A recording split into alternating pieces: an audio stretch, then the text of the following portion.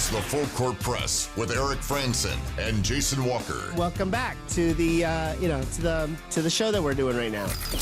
Following the local teams, breaking down the biggest games with in-depth analysis and team interview. Join the show by calling into 435-752-1069 or text 435-339-0321. It's the Full Court Press. Throws, ends up, yes! Caught! Touchdown! They did it!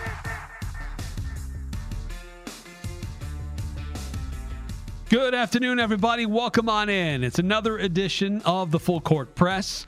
I'm Eric Frandsen. He's Jason Walker, and we're here to talk about a lot of different things going on in sports. Continue to get you ready for Utah State at Fresno State. It's going to be senior night for the Bulldogs, but Utah State looking for their first road win of the season. Still a sense that this team is getting better, Utah State, with how they're competing on the road. But finding the W has still been elusive. So we'll hear more from both coaches and players. Also, I got a chance to catch up with some current players. Hope they're not former players. Yeah, no, they're not former yet. Current players up at Utah State practice yesterday. So you'll hear from Anthony Garcia and Ike Larsen, one of the first interviews Ike Larsen's been able to do since rejoining the team. So I had a good conversation with him as we'll preview the matchups between the Bulldogs and the Aggies. Mountain West basketball continues to be weird. Not great. That's a nice, about to say, weird is a nice way to put it. It's not good. It's not good. The Grim Reaper of quad 3 losses is coming for us all. Maybe quad 4 losses for some. Yes. Boise does not have a quad 4 loss. No, they don't. They have a worse loss. There's something beyond quad 4 that it's so bad they don't count it. But so some weirdness in the Mountain West in basketball. And coming up a little bit later on in the show, we've got a really exciting showdown in 4A football for the championship game. Tomorrow we'll have the guys who have followed these teams all season long, Dave Simmons and Stockton Jukes. They will join us in studio to preview this championship game coming up tomorrow at 11 a.m. down in Rice-Eccles Stadium to share their perspectives on these teams and the paths that got them to this point. A rematch of a game that happened over a month ago. It was in early October when these teams faced each other before. So how much has changed since then, or what's still the same? So we'll be able to pick their brains a little bit.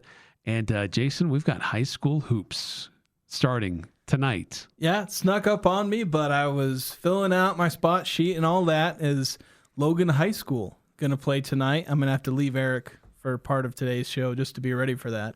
It seems early. It seems like normally when we've had basketball, it's like just right before Thanksgiving. If some teams play, they might play on that Monday or Tuesday before Thanksgiving, but most everybody starts after Thanksgiving. But Thanksgiving is also a little bit late this year. So, yeah, I don't know. It still feels like we've got basketball starting and we need to have two teams that are still playing football.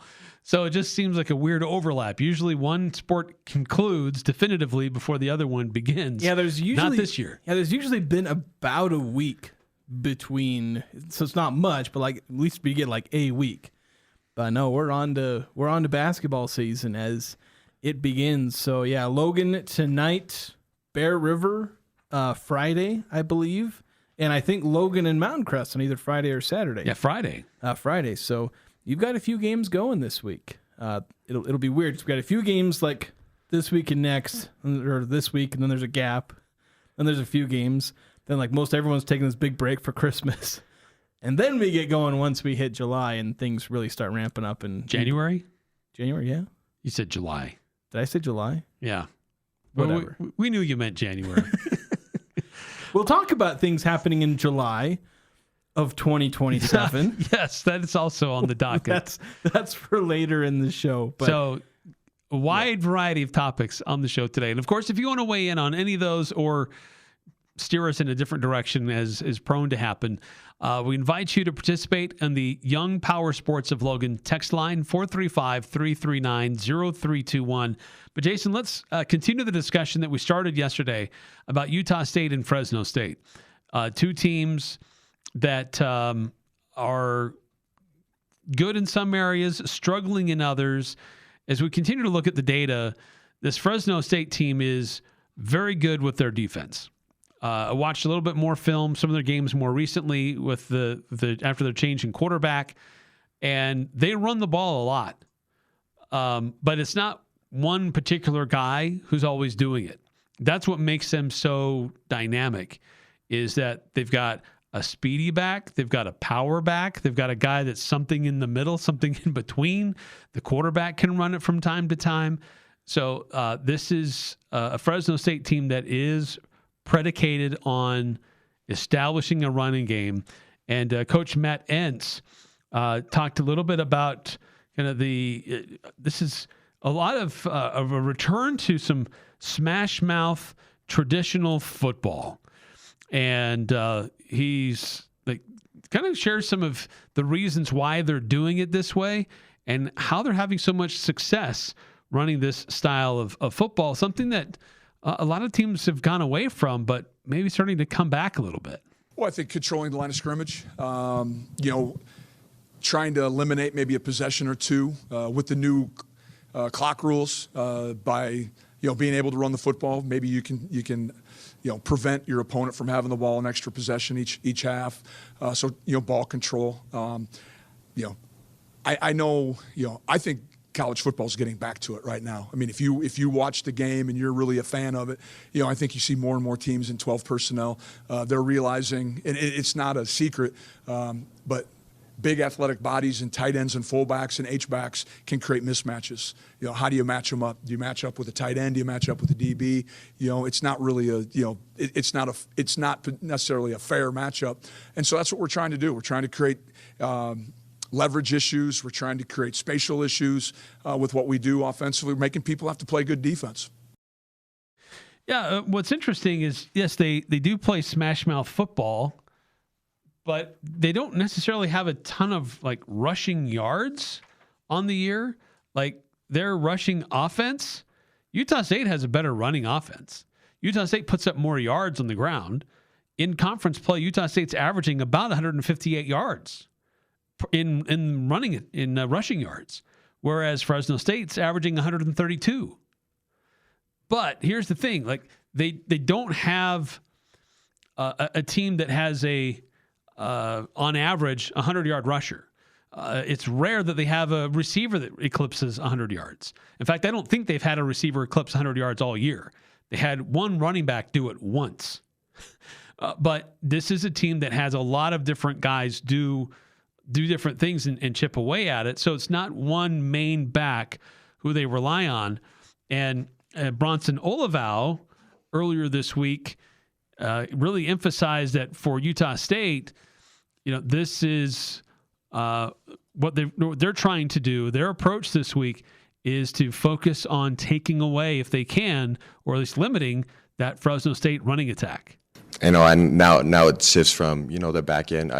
Of course, the back end's involved in the run, but now it's us in the box. The front seven is us backers, and the D-line it's honing in on our keys. They run the ball a lot. As I've just watched a little bit of film that I've been able to do today, they run the ball. I would say it's kind of they love to run the ball. So I think with us, it's honing in our keys when it comes to zone, when it comes to pullers, when it comes to things like that, is seeing and reacting really fast and playing physical. Now the physical mindset has to come in when stopping the run, and if we can do that, we have a really good shot. And the interesting thing is, you mentioned, they don't rely on the one back, but when you talk about these guys in the aggregate, they do essentially have a feature back if you combine some of their top guys. Rayshawn Luke, Bryson Donaldson was adding up their combined numbers, and it adds up to a guy who's rushed 212 times for 1,100 yards and 10 touchdowns, and has caught the ball 45 times for nearly 300 more yards and a couple more touchdowns. So it's split between two guys, but those are feature back numbers. That's for a guy to have 1,100 yards and 2 games left and another 45 catches, that is a highly dangerous, level of running back. You're just, in the aggregate between a couple of guys. So you're getting the value of a feature back. You're just splitting it between a couple of guys and having a bit of versatility as well between those players. And they're both efficient in what they do as well, both averaging north of 4.5 yards per carry. One of them's averaging north of 6 yards per carry. And so they're getting the kind of production they need out of the run game. Maybe they don't have like the volume counting stats, but it talked about ball control offenses, and ball control offenses limit the opponent, but it also limits yourself. Right. And so you'll have less of the volume of stats, so you'll look at the efficiency, and they seem to be doing just fine there. Yeah, well, and circling back to some of the comments from Matt Entz earlier, it's that they are limiting extra possessions from Utah State in this style. Like they want to slow the game down. They want to limit possessions. They want to march down the field little by little. And then these guys are capable of ripping some big yards and big explosive runs. Rayshawn Luke, he's the speedster, number 2. He's a fast runner. They also have Bryson Donaldson. But a little bit more recently, Ramirez is a bigger back that they're using in certain short yardage situations or goal line situations. So not a ton of yards, but a big physical back, like a big bruising fullback. So they have different options.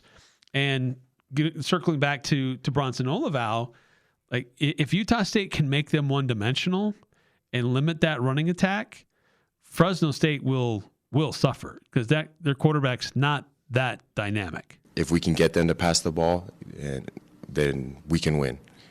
And first starts off with stopping the run, and if we establish that, the front seven, then they're gonna have to go into something that they don't really enjoy doing, that they're not super confident in doing with their play calls. And I'm excited for us. It's a good challenge for us as linebackers and as D-line to stop the run, and then I know our back end will be able to defend the passes, just like all the other teams have been able to do the past couple of weeks. But I'm confident in both our the front seven, and in our back end. So. And look, for UNLV, this was a team that ran the ball a lot, and they were averaging 200 yards on the ground. Utah State held them well below that. So what Utah State was doing, like, they should be able to gain some confidence that, hey, some things are working right in how we're trying to take away opponents and how they like to run the ball. So Utah State now in back-to-back games, they did it well against Nevada. They did it well against UNLV.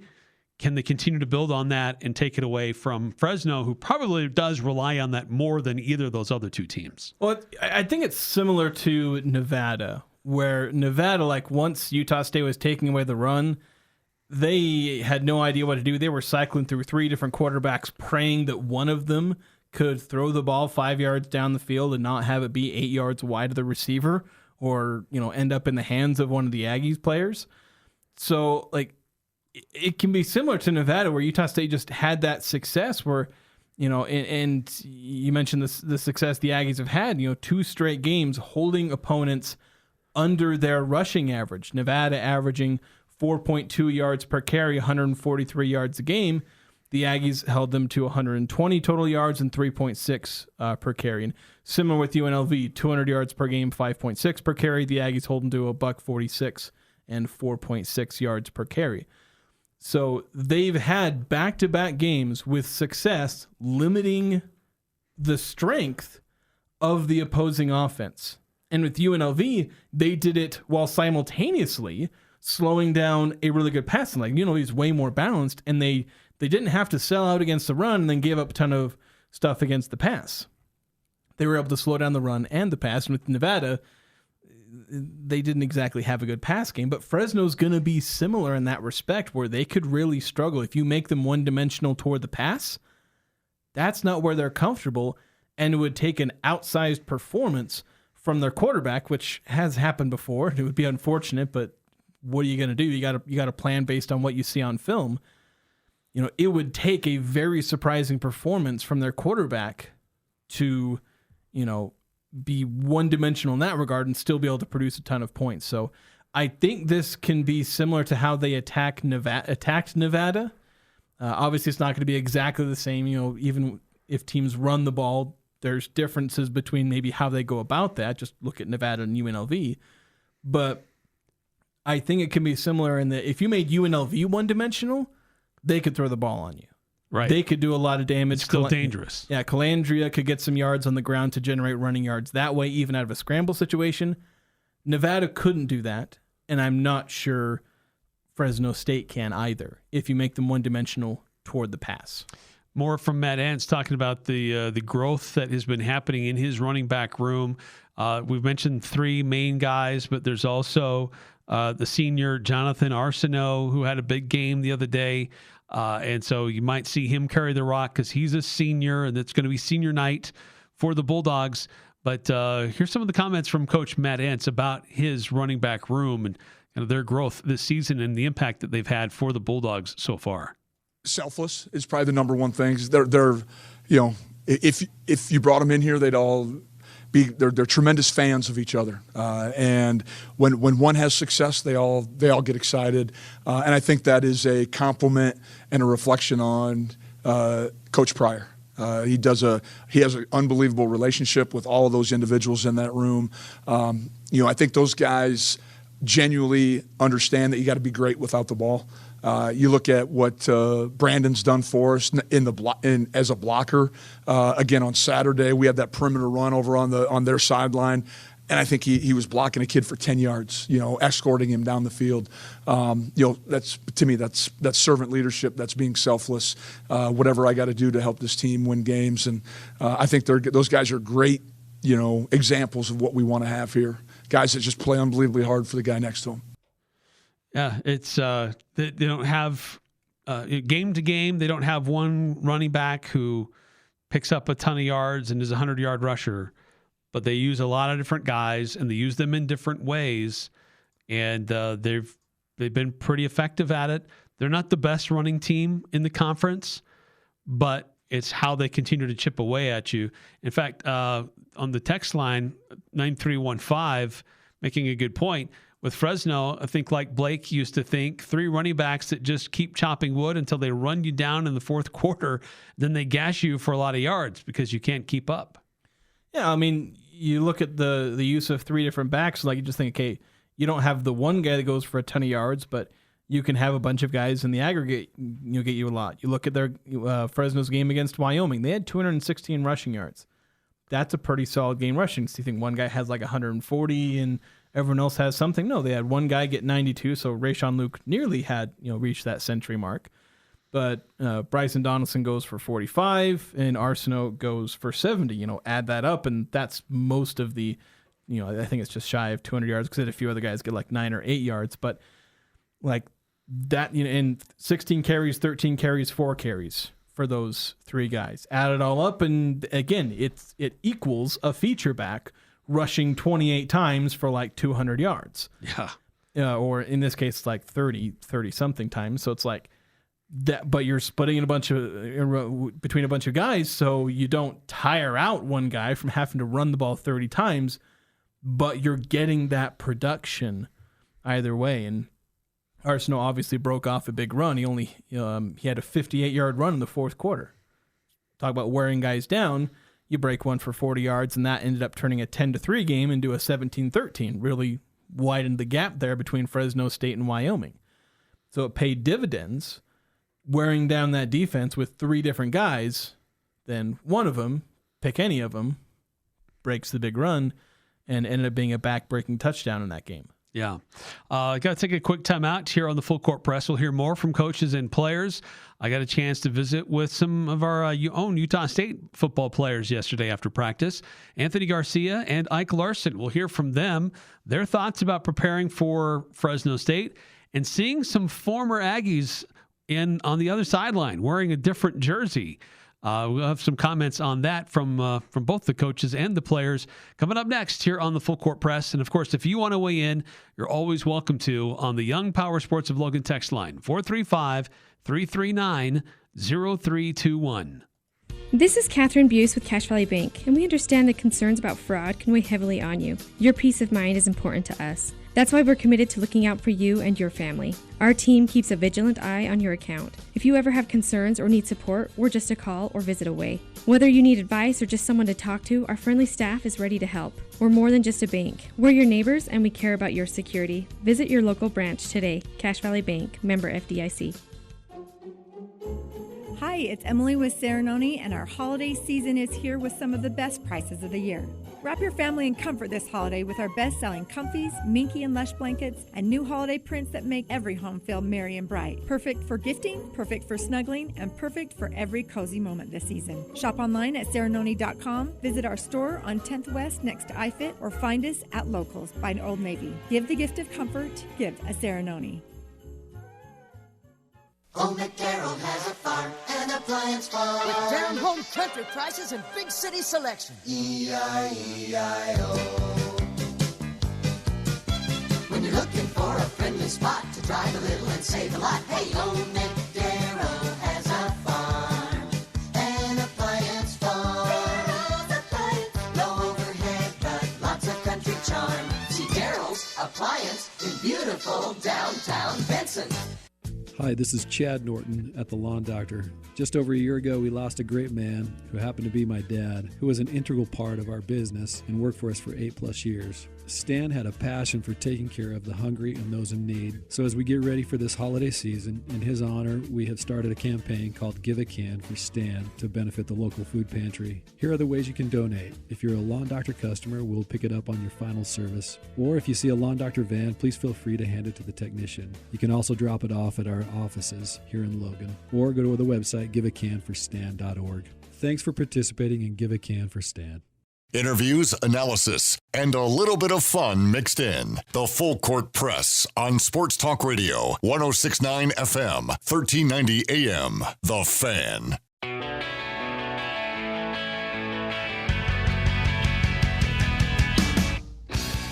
I played with those two, both Sim and JP, great players, and I was able to play with them last year, develop a great relationship, especially with Jaden, we call him JP, in the linebacker room. Both two really productive players, and I'm, overall we love to compete. I'm excited to see them. I'm excited to compete against them and let them know after the game. So it'll be fun. That's Bronson Olevao talking about facing some of his former brothers, guys who were on the Utah State sidelines just last year. Impact players for Utah State and become even more so at Fresno State. Jaden Pearson, Simeon Harris. Pearson is one of the top. He's like a top 10 linebacker in the league, or defensive player in the league in tackles. Simeon Harris has some sacks, has some interceptions. So these are two guys that are playing very solid football for Fresno State, and they were some of the first recruits actually that signed on with Coach Entz when he was named the new football coach at Fresno State. Yeah, so these are guys that bought into the system early and have put in the work and have fit with that system really well, to where this is basically the best version of both players. I think Simeon Harris's first year at Utah State was pretty good, but I think he's been even better. I think he's 2 years now, and of course last year he had to rehab from an injury, but you pretty much the best version of both of these players. And so it'll be interesting to see them now coming against the Aggies, where they both had some success, arguably helping them build towards what they're having now. But I imagine one or both of them might have stuck around, except for it seemed Bronco Mendenhall was trying to get guys that he felt fit his squad. And the staff, we talked about this yesterday with Jaden Pearson saying he was basically told, "You don't really think you're going to fit here, so it's better if you transfer." And so he did. And turns out that was a good move for him, as he's obviously worked out well for him. Yeah, it's worked out tremendously well for him, so it was a good decision on his part. So that adds a bit of intrigue there. Since we're talking defense, let's first hear from Ike Larsen. One of his first interviews that he's been able to have since rejoining the team. I will say this, before we started the interview, we talked briefly about Titan Saxton. He didn't feel like he wanted to talk about it, about the injury and what happened on the field. So we avoided it during the course of our interview. So don't come at me like, "Oh my gosh, you missed an opportunity to ask him about something big." He just didn't feel like the sense was he probably would get emotional. He didn't want to go there. So we avoided it, but we talked about a lot of other things. And fun catching up with Ike and seeing him on a field and already shooting up on the tackles list in conference play, and impact player for Utah State. Good to see him in an Aggie uniform and making a difference. Utah State defensive secondary standout safety Ike Larsen back in an Aggie uniform and making a difference for this Aggie defense. Before we talk about Fresno State, let's first talk about UNLV. Secondary had a great performance. A lot of passes broken up.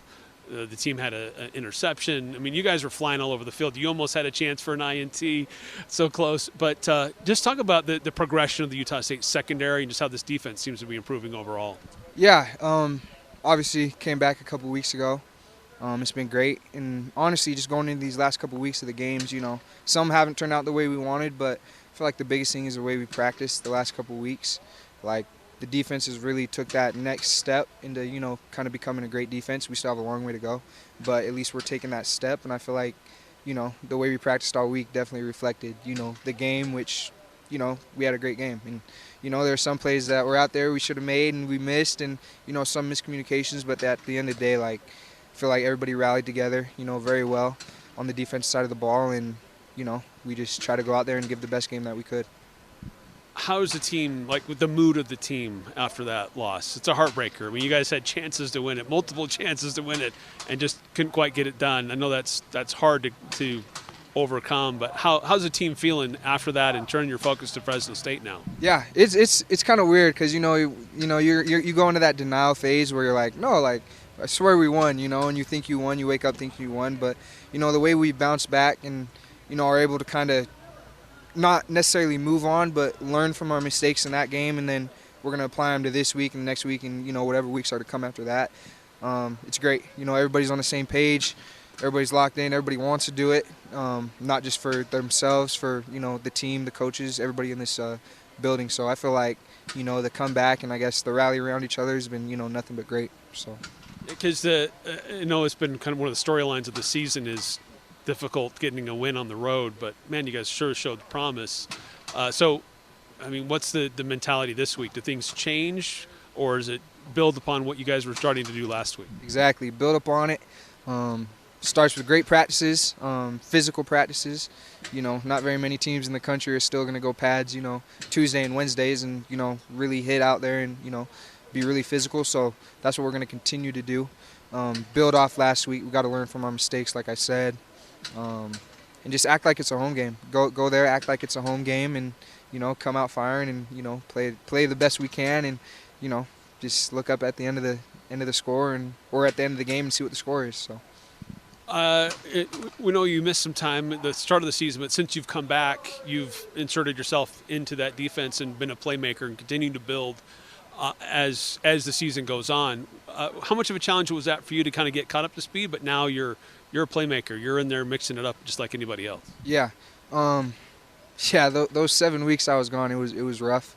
But coming back, I feel like I didn't really miss a beat. Obviously, getting back into that game mode and game shape is that's to come with it. But I felt like teammates welcomed me back with open arms. Were confident in me, and I went out there the first game against Hawaii, and I feel like we played good again. We played good, but we couldn't close it out. But it's been good. I'm glad to be back, with the guys and with the coaches, and it's just been fun. It's a blessing. You don't realize things till they're gone for a little bit. So. Let's talk a little bit about Fresno State. This is a team that made a quarterback change a few weeks ago. What are you seeing in their offense? Is it functionally different with the new QB, or just a different guy under center? Yeah, no. Both guys are great athletes. Obviously, they made the change. They, that's for them to talk about and whatever. But, from our perspective and, what we're going to try to do and what we think they do, they like to run the ball. They know that. We know that. So, it's just really defend the run and, play physical. That's why we have to have physical practices and padded practices, and just doing our assignments, doing our jobs, playing for each other. They're a great team. They got some good athletes, great running backs, some great receivers as well. But at the end of the day, whatever team comes and does their job and wants to play the hardest, will win. So. There's a couple former Aggies on that squad who you ran with on the defense, Jaden Pearson, Simeon Harris. What do you remember about them, and what are you seeing with them, what they're doing now in Fresno uniform? Man, those guys are dogs. They were dogs here, both of them. I love those guys. I was just on the phone with Sim, actually. You know, he's kind of talking crap to me, but they're dogs, and they went to Fresno, and they proved that, you know, they belong, and they've been both playing really well. I think, you know, Sim has like 4 interceptions, and JP's, you know, getting sacks and, you know, tackles at linebacker. So they're proving themselves like I knew they would. Yeah, it'll be good to see them, and I'm proud of them. They're great athletes. So, how would you describe your relationship with Nick Howell and Bronco Mendenhall, and how that's evolved as the season has gone on? Yeah, it's different. It's good though. It's a good different. Like, the closer we've gotten throughout, you know, just since January. You know what I mean? And going through the hardships, going through the hard things. It's been good. Learned a lot from, you know, both of them, and still coming to understanding, you know, they're understanding how I work. I'm still understanding how they work. I think it'll be a, you know, friendship that we can build on, you know, kind of for the rest of our life. So, neat moment at the end of practice today. Describe what took place as you guys ended up practice with Tanner Rinker. Yeah, field goal. Obviously, you know, Tanner's our kicker, place kicker, field goal kicker. So throughout practice, we were kind of doing random field goals, and then at the end of practice, obviously, we had, you know, a big field goal, and, you know, we hit it, and with all the noise in his ears and stuff like that. So I'm proud of him, you know, the way he's bouncing back. And I mean, you got to. It's just next play mentality. You can't, you know, dwell in the past, or you'll fail. So. All right. Well, hey, thank you so much, and good luck on Saturday. Thank you. Appreciate it.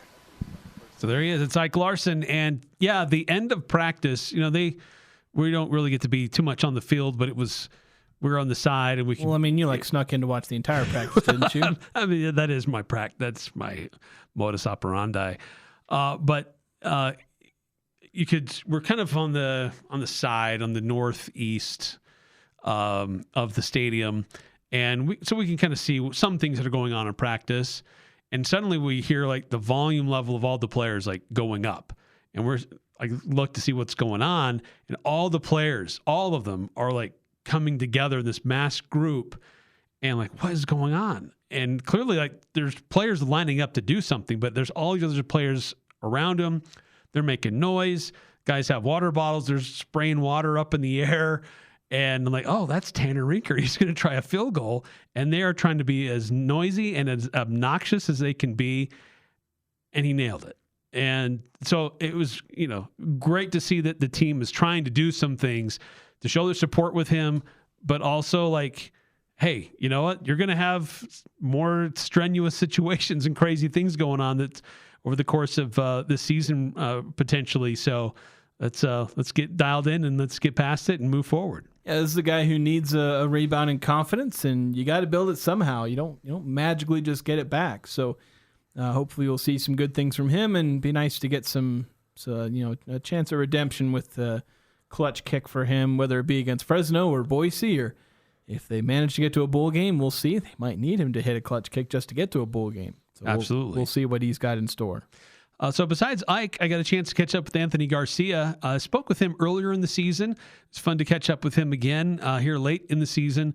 He is a California native, and so it's an opportunity for him to go kind of close to home and also just get his thoughts about how this team is evolving and progressing through as we approach the end of the season.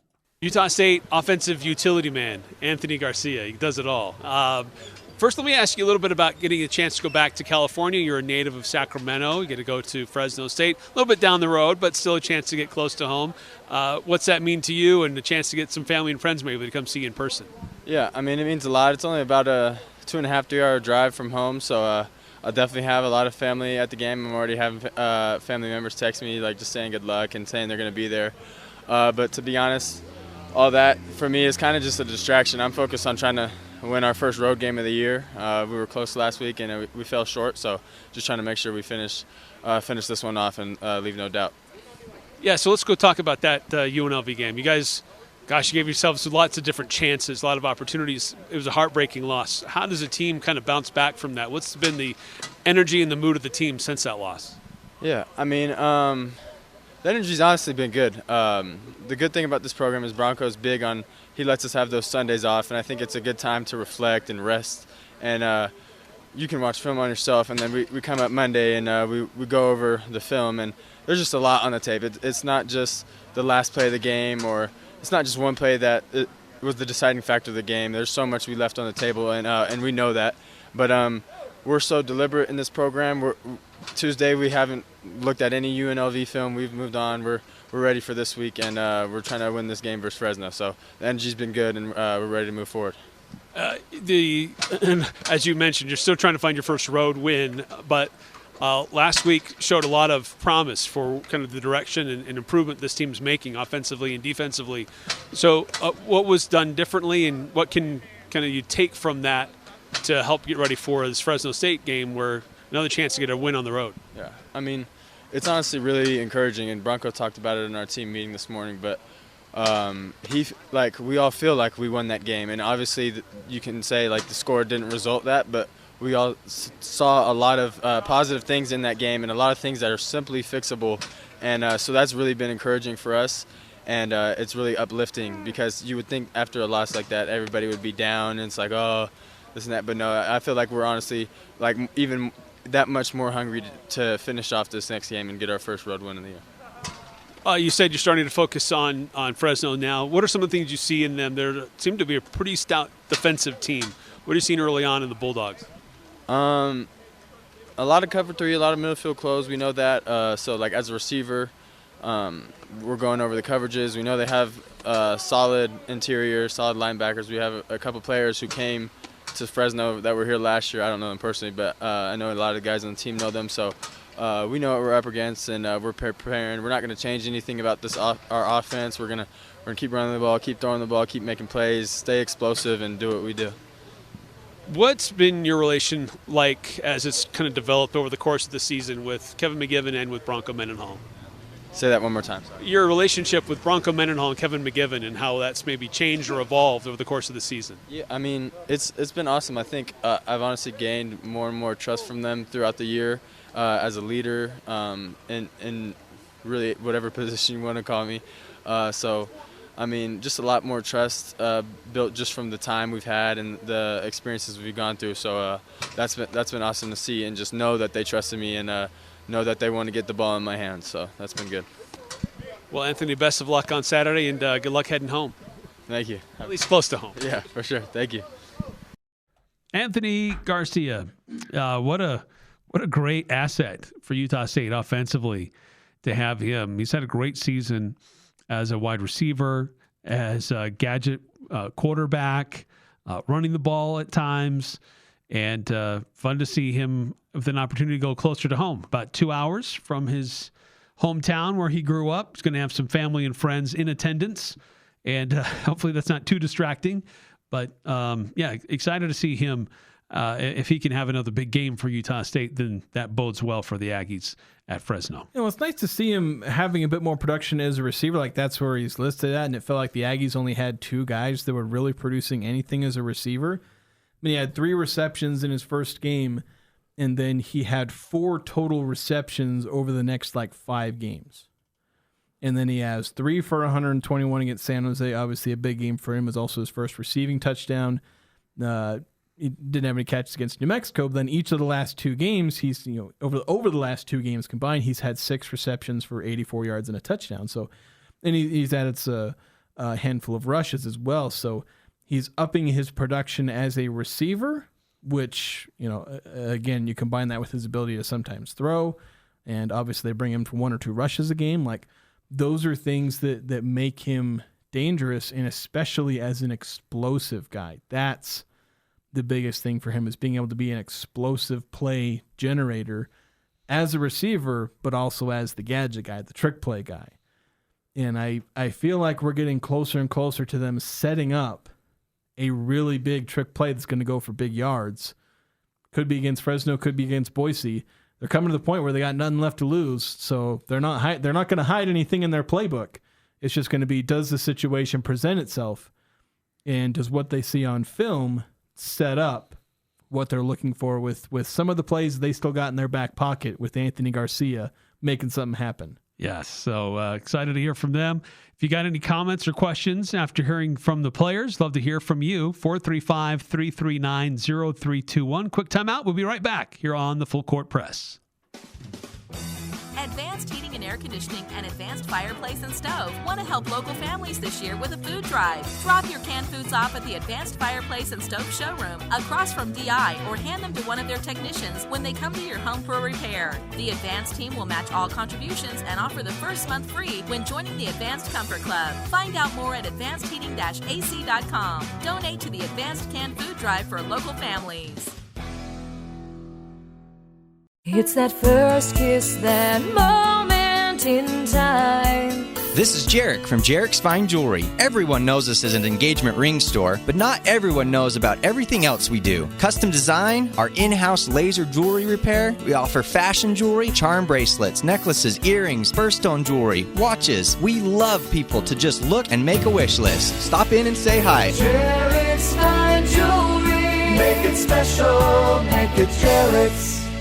Let Elements Restaurant take the work out of your Thanksgiving feast. Enjoy a full-course, chef-prepared holiday dinner, perfectly roasted turkey with sage gravy, cranberry sauce, garlic mashed potatoes, whipped sweet potatoes, traditional stuffing, green beans, and your choice of pumpkin pie, apple galette, or pecan pie. All pre-cooked and ready to serve. Available for pickup the Wednesday before Thanksgiving from 3 p.m. to 7:50 p.m. Relax and enjoy a gourmet Thanksgiving at home. Pre-order today. Call Elements Restaurant 750-5171. That's 750-5171. Because great holidays start with great food. For the men and women who feed America and never ask for applause, West Motor Company salutes you. Thank you for raising the food that fills our tables, for your grit, your hard work. West Motor Company is proud to sell Ram and Ford trucks to help you do your job. So right now, farmers and ranchers can take an additional $500 off our lowest price. That's an extra $500 off every rebate, discount, and offer we can find. West Motor Company, 80 years strong and still driven to serve you. This is Jordan with Primrose Home Care and Hospice. When it comes to home care, it's important for you to know you do have a choice. If you or a loved one is in need of home care services, remember Primrose Home Care and Hospice believes in treating the patient, not the problem. We work directly with you and your doctor to create a health plan that's catered to your needs. Our team is devoted to providing options in the freedom and safety of your own home. Call for a free home safety evaluation, 787-1369, and visit primrosecare.com. Primrose Home Care and Hospice. We're your home team. It's the Full Court Press, weekday afternoons from 4 to 6 on Sports Talk Radio, 106.9 FM, 1390 AM. The Fan. I think offensively we have had ups and downs, and there has been struggles with consistency. I personally didn't feel like I was consistent enough. Last game, I feel like I've had more consistent games previously, but like there has been a different type of change, and there's like a vibe and like a mojo about the offense that has been different the last 2 weeks. So I would say it's more of like a mojo and a swagger thing with the offense, not necessarily completely on consistency. Bryson Barnes, the Utah State offense has a vibe. The Mountain West Conference in basketball does not have a vibe. Yeah, there's a vibe, situation. But it is not necessarily a positive one. Really interesting things going on there. You had 2 positives and 2 negatives from Mountain West basketball last night. You had Boise State getting a solid win over a good Wichita State team. This is a team that I think was in the top 100 of Ken Palm. Well, they were undefeated at that point of the game, the season. Boise might have booted them out of the top 100 there. So they're still 92. It was a close win. It was 62-59. Wichita State nearly sent it to overtime, which would have made it it would have been multiple overtimes we saw in Mountain West basketball. But a solid win for the Broncos, who have been on a really nice roll since that loss to Hawaii Pacific. They had a couple of blowout wins. Now a couple of closer wins, but to a Montana State team that I think is going to be sneaky good, and what is a good Wichita State team. So Boise crawling back from that embarrassing loss, but we added to the embarrassing loss counter for the Mountain West through a couple of games. Nevada, who I thought was starting to get a bit sneaky good, after having to replace most of their roster. They were going up against the Aggies, the UC Davis Aggies. Apparently, there's kind of a spicy rivalry between these two. Is there? I guess. I don't know its history, but there were some snarky things after the game that were said in some of the post-game press conferences. And UC Davis is going to be one of the non-football members that's joining? Yes, so they'll be a conference member. Yeah, and I think they're also, from what I heard, they're like thinking long-term of adding them in football, but they're a non-football for now. So I guess future conference rivalry there, but yeah. And UC Davis today announced a bunch of big facility improvements with athletics too. Yeah, that's probably what they're trying to get all those things done to try and become a full-fledged member of the Mountain West. But yeah, UC Davis 201 in KenPom, and Nevada was in the top 100 of KenPom, no more, as they're now 3-2, 114th in KenPom after a 4-point loss at home to UC Davis. Yeah, not good. And then the Follies continued with it was an exciting game. It shouldn't have been. San Diego State had to fight off Troy. Troy had the lead. They were in control of this game, and San Diego State had to fight their way back. San Diego State had a heave from half court. Was that was to send it to overtime initially? Yeah, it was to send it to overtime. And I'll tell you, it started before because that game shouldn't have gone to overtime for a couple of reasons. One, there was a BS 3-point foul call where Miles Davis just threw himself into a Troy defender. Miles Bird threw himself into a Troy defender and got the foul call. Like the Troy defender had his hands in the air, just like kind of running down there, and Miles Bird just throws himself into him. It's what you do in that situation because they were down by 4 with like 3 or 4 seconds left. Get something. The referee just gave it to him. Just stupid. But he gave it to him because he saw, I don't know what he saw. Like, I can imagine what he saw, but the foul shouldn't have been called. But that helped. And then actually a missed free throw by Troy on the other end led to them, it went from being up by 4 with under 10 seconds left to being only up by 3. With like 2 seconds left, Bird heaves it from, 2/3 distance of the court, manages to get it in. They go to overtime. San Diego State looks like they're going to start pulling away. They go up by 4. Then they allow Troy to come back in. It ties up. You go to second overtime. Then San Diego State goes up by 4 again in second overtime. You think, hey, Troy's had all of their top offensive players foul out. Magoon-Guath was having a field day underneath the basket, blocking 4 shots. Troy could barely get anything going, but Magoon-Guath was also on a minutes restriction, so he kept coming in and out of the game as they were trying to have his impact, but also not overexert him. Right, coming back from from that first game back. Yeah, coming back from that knee injury. But, they had him out for a few too many possessions. Troy was able to get enough points. They go up 108-107, and then they pull off a defensive stop on the last play. And San Diego State, after trying so hard to win that game, as I said on social media, they tried really hard to win and lose that game at the same time, and they managed to do the latter. Again, home loss to a team, a good Troy team. It's the team I think was predicted to win the Sun Belt. And I've got some good players coming back, but this is San Diego State. This is your, a team that's supposed to be top 30, even top 25 in the nation. And I know you're still working Magoon-Guath back, but you got Reese Dixon-Waters and Miles Bird in there and some up-and-coming, once freshmen, now sophomores this year. That's a game they were supposed to win by like 20 points. Well, and I know there were 2 overtimes, which add to the overall total score, but that many points allowed by San Diego State in Viejas, that's probably the most surprising to me. Yeah, well, it was like 88 points, I think, 88-ish in regulation. Yeah, their defense just was not there. I think it was 80 points in regulation, or 81, something like that. 89. Yeah, a lot more. Yeah, I'm failing at math here.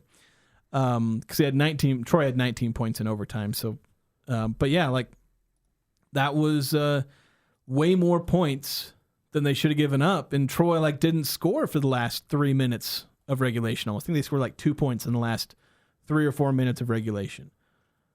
And so San Diego State had given up 80 plus points with 3 minutes to go. Like if Troy had kept their offensive roll going, they could have scored 90 plus.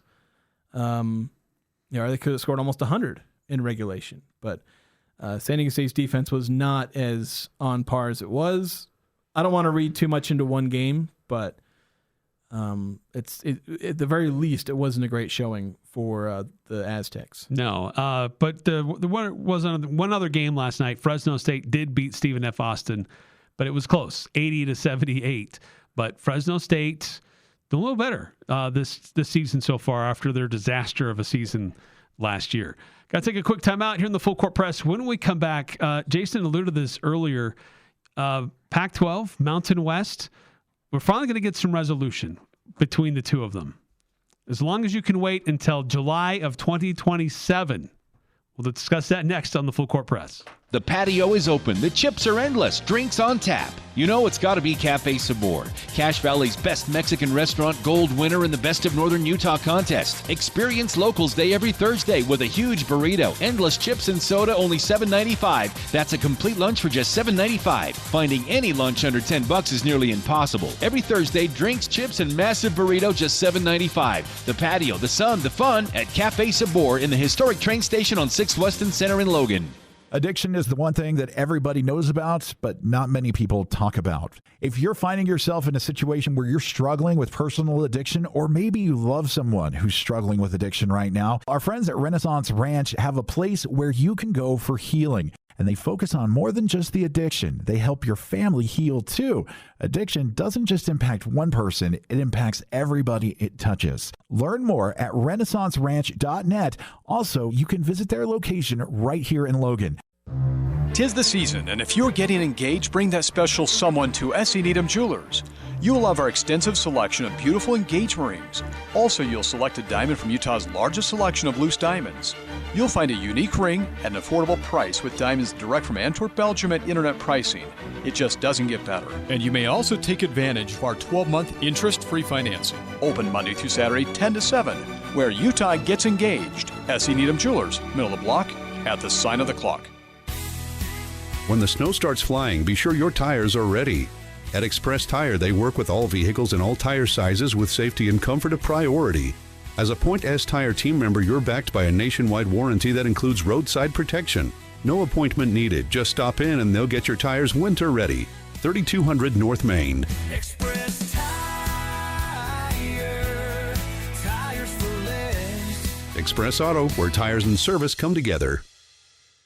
Breaking down the biggest games with in-depth analysis and team interviews. It's the Full Court Press with Eric Frandsen and Jason Walker. Keep your car running at its best with the help from Napa Auto Parts. And if you particularly need a new battery or new wiper blades, Napa has the best brands. They can even help you with the installation right there on the spot at the store. Go check it out. Multiple locations between Preston and Providence. Locally owned Napa Auto Parts. So are we going down this path where the Mountain West is a one-bid league? I mean, at best it seems like two, but it's not been a good starting month for the Mountain West. No, it has, and that's the talk of the social media. 6543 mentioned that on Twitter, saying, could this be a one-bid league? And I mean, San Diego State, Utah State are still looking pretty good for being at-large teams. I don't want to read too much into San Diego State based on one game. And they're getting Magoon Guath back, so they've not even reached their full potential. Of course, we've now only seen them for 3 games, and we've seen a lot of these other teams for 4 or 6. So you got to see what San Diego State's made of, but it's looking like more of a 2-bid league. 1-bid league is kind of the extreme reaction, but 2-bid might be where we're going, though. Colorado State is a team that I think we're overlooking. Is they're making quite the climb. So yeah, Ali Farouk-Manesh is doing a pretty solid job there as the head coach now. 5338. The 5338 Sports Re-Education Academy and Think Tank is wondering why sports teams have a head coach but not a foot coach. It seems to me that footwork is just as important as what goes on in the head. I think if Aggie basketball had a foot coach, they could go deep, deep, deep into the tournament. Foot coach is for soccer. Foot coach. We mentioned this earlier, but the Pac-12 in the Mountain West, we know they have this ongoing lawsuits. There's not one, it's multiple lawsuits going on. But specifically, there one about the poaching penalties. Looks like a judge ruled in October that there was Not enough really to totally dismiss the suit. Yeah, the Mountain West filed their motion it's good enough to move forward. Yeah, the Mountain West did their motion to dismiss, that which is standard. Everyone files motion to dismiss. If you don't, that's like lawyer malpractice. And usually those motions to dismiss get denied. Like, it's just part of the process. Normally, lawyers got to get paid. So the judge says, okay, yeah, there's enough here to move forward. And now they've come together. They figured out the dates. Yeah, they figured out the timeline. They got it on timeline. the calendar in 2027. Yeah, like they've put out they've got the schedule. There's a bunch of different things, different parts of the process. But yeah, you go to 2027. It goes that far out. You get like pre-trial hearings in like June of 2027, and then actual trial July of 2027. I wasn't kidding when I said the shortest unit of time in legal matters is weeks. Like, that is your smallest increment of time. You don't measure it in minutes, hours, days. You measure it, the smallest is weeks, and then you go from there months, years, whatnot. Well, and the Pac-12 is in a better financial position to draw this out. Yeah, they are. The Mountain West might be sweating looking at that being like, oh boy, we got to, and they got schools they got to pay. They got bribes that need to be met. Yeah, and they don't have to pay those, but like they're not legally obligated to pay them by a certain date, but it's not going to be if they don't get any of that money out. All right, stick around. Next hour, we'll preview the 4A football championship showdown between...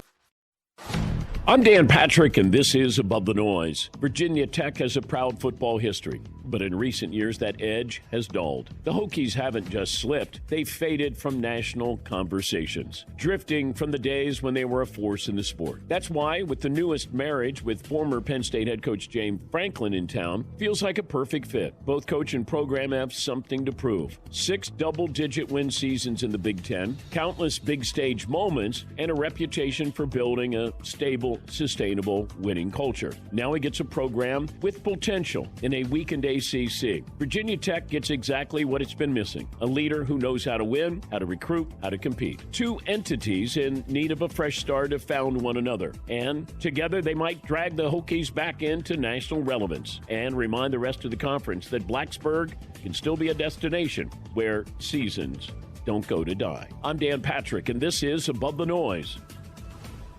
It's